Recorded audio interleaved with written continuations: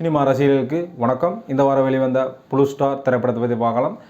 அசோக் செல்வன், சாந்தனு பாக்கியராஜ், கீர்த்தி பாண்டியன், பிரதீப் பாண்டியராஜன், பகவதி பெருமாள், குமரவேல் ஆகியோர் நடிப்பில் ஜெயக்குமார் அவர்கள் இயக்கத்தில் கோவிந்த் வசந்தா அவர்கள் இசையில் தமிழ் அழகன் அவர்கள் ஒளிப்பதிவில் செல்வா அவர்கள் எடிட்டிங்கில் வெளிவந்திருக்கும் படம் ப்ளூ ஸ்டார். முக்கியமாக படத்தை தயாரித்தது நீலம் ப்ரொடக்ஷன், ரஞ்சித். ஸோ அந்த படத்தோட கான்செப்ட் என்னென்னு பார்த்தோம் அப்படின்னா, அரக்கோணம் பகுதிகளில் ஒரு கிராமத்தில் 2 கிரிக்கெட் டீம், ஒரு கிரிக்கெட் டீம் உள்ளூர் டீம், இன்னொரு கிரிக்கெட் டீம் காலனி டீம். அதாவது காலனி டீம் பேர் தான் நீலம் blue star cricket team.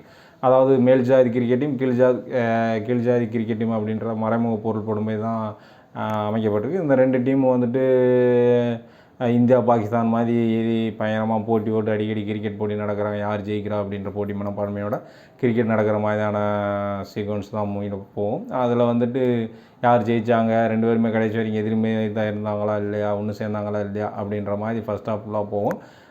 Second ஹாஃபில் அப்படியே டோட்டலாக சேஞ்ச் ஆகி 2 டீமும் ஒன்று சேர்ந்து வேறு பெரிய ஒரு டீம் அடிக்கிற மாதிரியான கண்டென்ட்டாக அப்படியே மாறி போகும். அதாவது லகான் அப்படின்ற ஒரு படம் பார்த்துருப்பீங்க.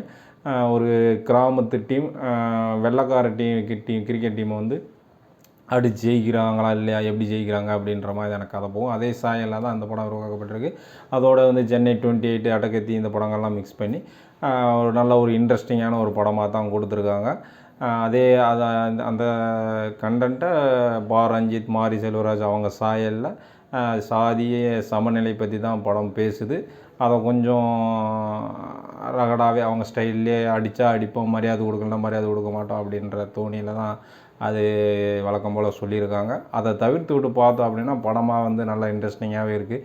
அசோக் செல்வன், கீர்த்தி பாண்டியராஜன் அவங்களோட லவ் ட்ராக்காக இருக்கட்டும், அப்புறம் பிரதீப் பாண்டியராஜன் அவரோட லவ் சீக்வன்ஸ் அதெல்லாம் கொஞ்சம் இன்ட்ரெஸ்டிங்காக காமெடியாக இருந்தால் அவரோட நடிப்பெல்லாம் சில நேரங்கள் அடக்கத்தி தினேஷ் அவர்கள் ஞாபகப்படுத்துகிற மாதிரி இருந்தாலும் நல்லா இன்ட்ரெஸ்டிங்காகவே தான் இருந்தது. அப்புறம் பகவதி பெருமாள் அவர் ஒன் ஆஃப் த அந்த லோக்கல் டீமுக்கு கோச்சர் மாதிரி இருப்பார், என்கரேஜ் பண்ணிக்கிட்டு சப்போர்ட் பண்ணிக்கிட்டு. அவரோட நடிப்பு எல்லாமே மிக சிறப்பாக இருந்தது. மியூசிக் பாடல்களும் பேக்ரவுண்ட் ஸ்கோர் எல்லாமே நல்லா இருந்தது. மொத்தத்தில் படமாக இன்ட்ரெஸ்டிங்காக நல்லாவே இருக்குது. அந்த ரஞ்சித் அவர்கள், மாரி செல்வராஜ் அவங்க சாயல் உள்ள படம் மாதிரி இருந்தாலும் இன்ட்ரெஸ்டிங்கான ஒரு படம் தான். வாய்ப்பு கிடைச்சா பாருங்கள், நல்லாயிருக்கு.